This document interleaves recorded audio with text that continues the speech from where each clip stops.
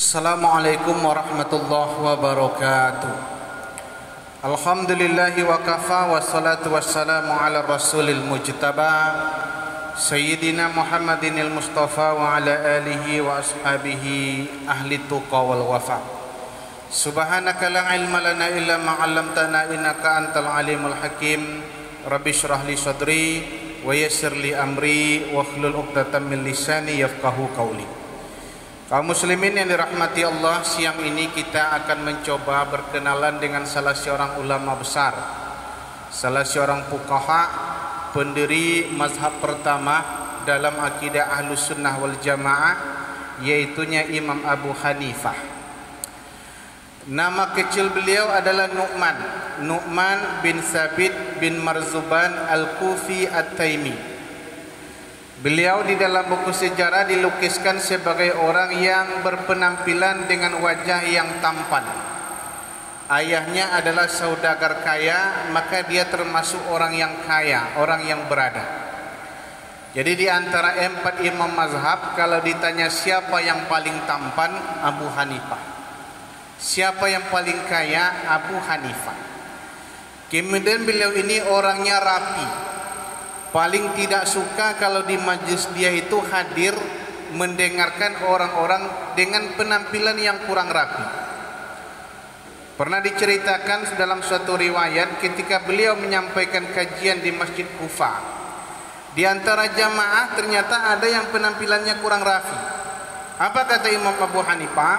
Nanti setelah kajian ini berakhir, setelah jamaah bubar, tolong engkau lihat apa yang ada di balik sajadah di sudut itu, apa yang ada di situ silakan ambil.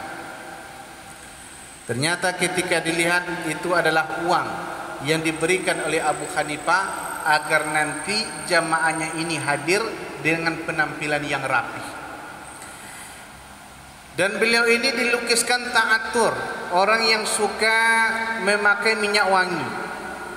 Maka kata orang di Masjid Kufah, kalau Imam Abu Hanifah mau hadir ke dalam masjid, belum tampak wajah beliau, orang sudah tahu bahwa Imam Abu Hanifah sudah datang. Dari mana orang tahu?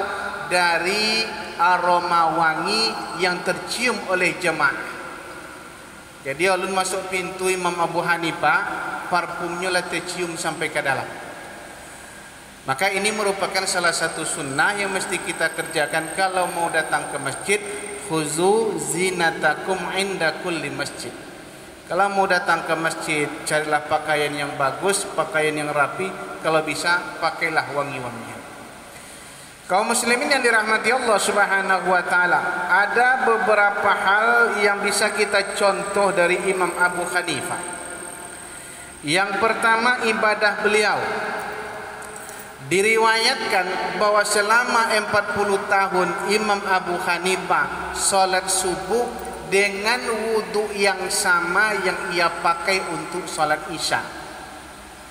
Apa maknanya? Berarti malam dia tak tidur, sehingga wudu isyanya tak batal sampai subuh. Apa yang dia lakukan?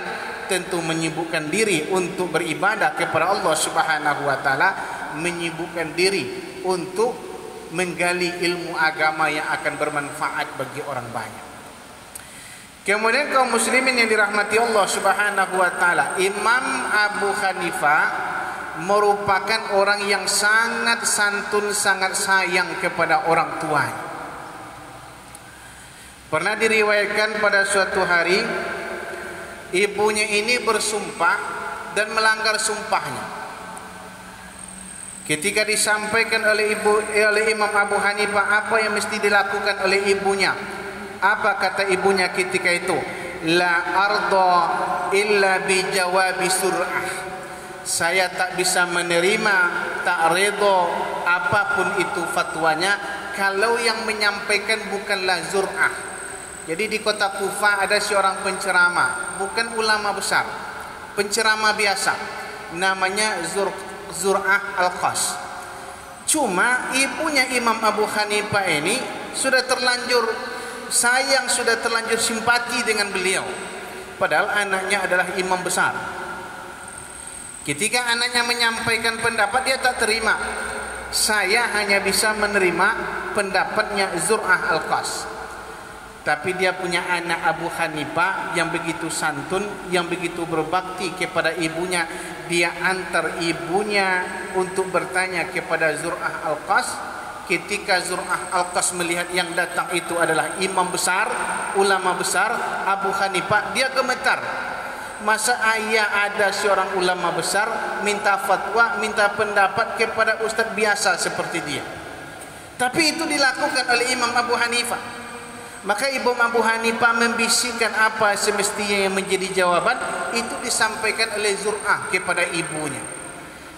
Yang mesti kita ambil di sini, dia tak memperlihatkan egonya di hadapan ibunya. Maklumlah kaum muslimin yang dirahmati Allah Subhanahu wa taala, kita kalau punya ibu, punya ayah yang mungkin sudah tua, yang sudah lanjut usia, mungkin kadang-kadang permintaannya di luar logika kita. Mungkin kadang-kadang permintaannya di luar pemikiran kita. Tapi sebagai seorang anak, Imam Abu Hanifah memberikan contoh bagaimana sebaiknya berbakti kepada orang tua.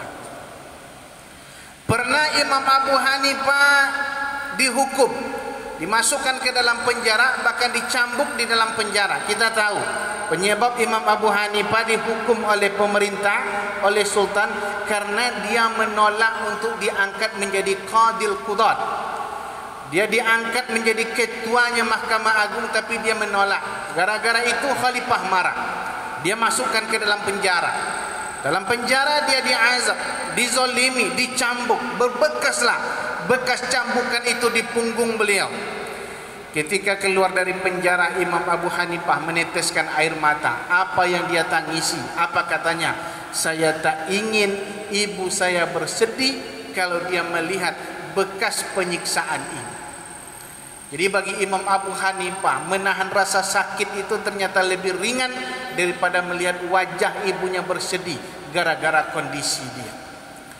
Sampai nanti ketika ayahnya meninggal, ibunya meninggal, dalam satu riwayat diceritakan Imam Abu Hanifah rutin berimpak, bersedekah, berwakaf 20 dinar tiap bulan untuk dikirim pahalanya kepada ayah dan ibunya.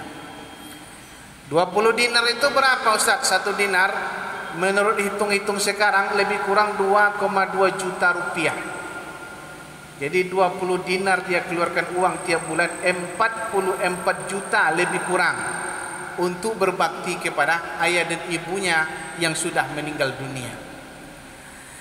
Kemudian yang kedua, kaum muslimin yang dirahmati Allah Subhanahu wa taala, yang bisa kita contoh dari Imam Abu Hanifah itu adalah waraknya beliau. Dia kaya, pedagang, tapi warak luar biasa. Dia ini pedagang pakaian, pedagang kain. Pernah dia utus salah seorang karyawannya namanya Hafaz bin Abdurrahman membawa dagangannya ke kota Baghdad. Baghdad adalah kota metropolitan zaman itu. Tapi di antara dagangannya itu ada satu pakaian yang ada cacatnya. Tah mungkin sedikit robek atau terkena tinta. Apa pesannya? Kalau nanti ada yang beli, jangan lupa sampaikan cacat barang dagangan ini kepadanya. Sore dia pulang, ditanya, apakah dagangan habis? Habis wahai imam. Sempatkah tadi engkau menyampaikan ada cacat di barang yang kita jual? Ternyata Hafaz bin Abdurrahman lupa ketika itu. Dia sampaikan, kau cari pembelinya, kembalikan uang itu kepadanya. Maka yang namanya kota Baghdad, kota besar, tentu tak mudah mencari orang di sana. Sehingga nak ketemu. Apa kata Imam Abu Hanifah ketika itu?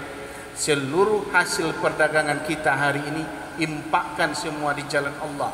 Karena itu sudah bercampur dengan harta yang subhat. Seperti itu dia menjaga. Kemudian kaum muslimin yang dirahmati Allah Subhanahu wa taala, pernah dia ini suka dengan kambing, tapi 1 tahun lamanya dia tidak mau beli kambing di pasar. Apa penyebabnya? Dia mendengar tadi malam ada orang yang kehilangan kambing, kambingnya dicuri. Maka dia takut jangan-jangan nanti kambing yang dia beli itu adalah kambing curian. Pernah juga kaum muslimin yang dirahmati Allah Subhanahu wa taala, Imam Abu Hanifah lewat berjalan di suatu jalan, panas terik mentari membakar ketika itu, lalu dia beristirahat. Tetapi anehnya di situ ada sebuah rumah, ada terasnya, bisa tempat berlindung dari panas terik mentari, tapi dia tak berteduh di situ. Ketika ditanya orang, wahai imam, kenapa tak berteduh dari terik mentari menumpang di rumah orang ini? Apa katanya? Kebetulan orang ini sedang berhutang kepada saya. Saya tak ingin mengambil manfaat daripadanya, karena ada satu kaidah yang mengatakan, satu hadis, kullu qardin jarra naf'an fahuwa riba. Kalau ada hutang piutang di mana di situ ada manfaat yang diambil oleh yang berpiutang, maka itu adalah riba.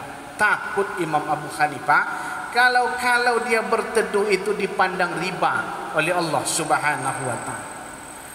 Terakhir kaum muslimin yang dirahmati Allah Subhanahu wa taala, Imam Abu Hanifah ini dia adalah orang yang cerdas. Kata Imam Malik, kalau ada sebatang kayu, kata Imam Malik, lalu oleh Imam Abu Hanifah dikatakan itu adalah emas, pasti orang yakin dengan argumentasi dan dalil-dalil yang ia kemukakan. Seperti itulah cerdasnya Imam Abu Hanifah. Di usia 7 tahun dia pernah mengalahkan seorang liberal, orang ateis dalam satu debat. Jadi dari kecil dia ini hebat berdebat. Tapi di usia tuanya dia punya anak namanya Hamad bin Abu Hanifah. Dia larang anaknya untuk berdebat. Anaknya bertanya, wahai ayah, dulu ayah adalah seorang pendebat ulung. Orang takut berdebat dengan ayah. Kenapa hari ini ayah melarang kami untuk berdebat? Kata Imam Abu Hanifah, dulu kami berdebat, kami takut seolah-olah lawan debat kami itu akan tergelincir kepada kesalahan.